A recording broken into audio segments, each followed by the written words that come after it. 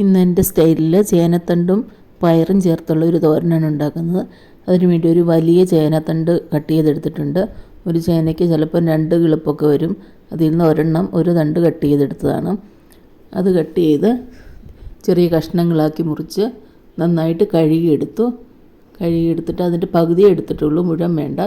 പകുതി എടുത്തിട്ട് അതിൻ്റെ തൊലി, വാഴയ്ക്കാടെയൊക്കെ തൊലി കളയുന്ന പോലെ ഇങ്ങനെ വലിച്ച് കളയണം. കളഞ്ഞതിന് ശേഷം നന്നായിട്ട് കൊത്തി അരിഞ്ഞെടുക്കാം. ചേനത്തണ്ടൊക്കെ അരിയുമ്പോൾ കൈ ചൊറിയുന്നുള്ളവർ ഗ്ലൗസ് ഇട്ട് ചെയ്താൽ മതി. എൻ്റെ കൈ ഏതായാലും ചൊറിഞ്ഞില്ല. ഞാനിത് കൊത്തി അരിഞ്ഞ ശേഷം ഉപ്പിട്ട് നന്നായിട്ട് തിരുമ്മി വെള്ളം പിഴിഞ്ഞ് കളഞ്ഞു.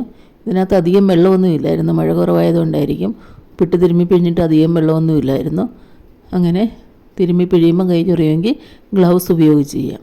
ഈ റെസിപ്പി കണ്ട് ഇഷ്ടമായെങ്കിൽ ലൈക്ക് ചെയ്യാനും ഷെയർ ചെയ്യാനും കമൻറ്റ് ചെയ്യാനും മറക്കരുത്. ചാനൽ സബ്സ്ക്രൈബ് ചെയ്യുന്നൊന്ന് സപ്പോർട്ട് ചെയ്യണേ.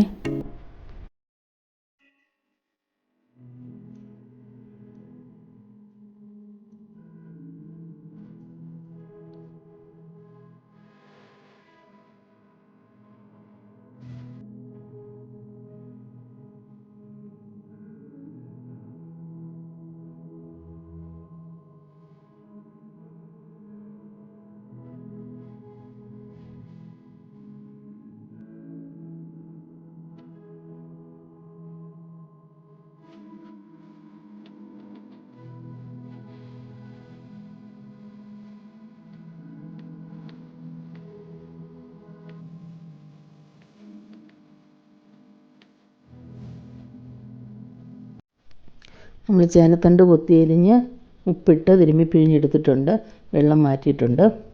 ഇതിൻ്റെ കൂടെ ചേർക്കാനുള്ള വൻപയർ കുതിർത്ത് കുക്കറിൽ വേവിച്ച് മാറ്റി വെച്ചിട്ടുണ്ട്.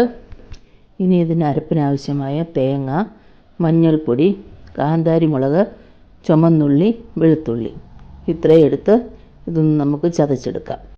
ഇനി ചട്ടി അടുപ്പ് വെച്ച് എണ്ണ ഒഴിച്ച് കടുക് പൊട്ടിക്കാം. കടുക് പൊട്ടിക്കഴിയുമ്പോൾ അതിലേക്ക് ഉപ്പിട്ട് പിഴിഞ്ഞ് വെച്ചിരിക്കുന്ന ചേനത്തണ്ട് ചേർക്കാം.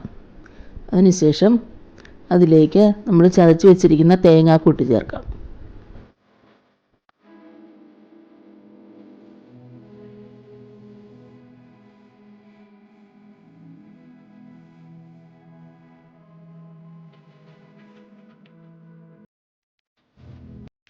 തേങ്ങാക്കൂട്ട് ചേർത്ത് ചെറുതായിട്ടൊന്ന് ഇളക്കിയതിന് ശേഷം അതിലേക്ക് വേവിച്ച് വെച്ചിരിക്കുന്ന വൻപയർ ചേർക്കാം. അതിലേക്ക് കുറച്ച് കറിവേപ്പിലയും കൂടി ചേർത്ത് മൂടി വെക്കാം.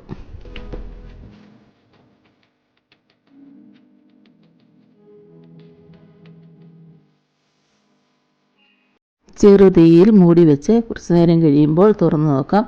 ആവി വന്നു കഴിയുമ്പോൾ നമുക്കത് ഇളക്കി എല്ലാം കൂടെ നന്നായിട്ട് യോജിപ്പിക്കാം.